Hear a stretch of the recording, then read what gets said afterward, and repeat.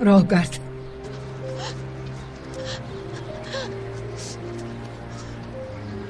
تو فکر کردی که با مادرت چی میگویی؟ با او نقل کرده میتوانی؟ درباره آن که برای تو شده بچی از آب ها تاب آورد، چی طور آقای یوسف را گور کرد، چی طور به جای بهار تو را داده از این سبب به همه پشتش را گرداند. درباره آن که چی طور او را در بیرون کرده نقل کرده میتوانی؟ من همش را رد کردم مادر جان، خسته شدم میگویی.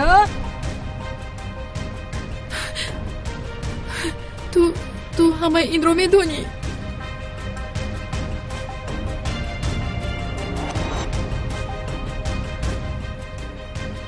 وقتی که نوران به مرسین آمد همش را به من نقل کرد. همه این چی لازم است خاله؟ چی لازم است؟ به فکرت من پروای ثروت را دارم دیگر، یا به من چیزی لازم است؟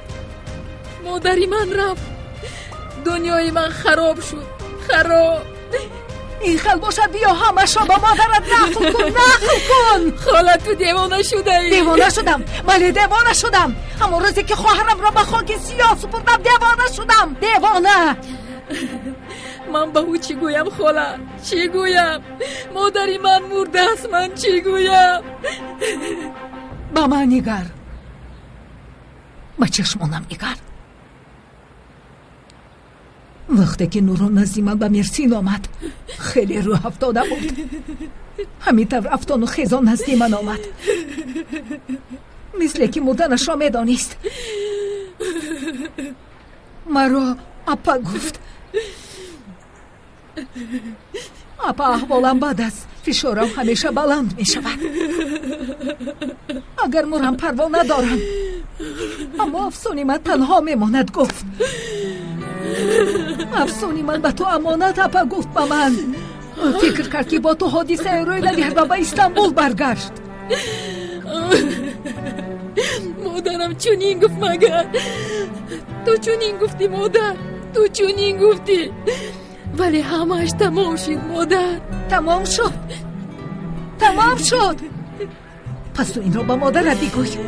بگوی با مادرت، بگوی که تو بسیار کارها را کرده توانستی، ولی من دخترت مثل تو نیرومند نیستم. من ترسان چکم. بگوی. نکنید خاله جان، لازم نیست. نکنید خاله جان. بگوی همش را به مادرت.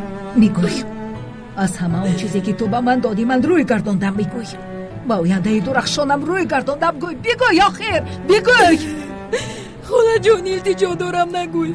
التجا دارم، قربانت شوم. بس کن خاله جان، بس کن خاله جان. من دیگر نمیتوانم.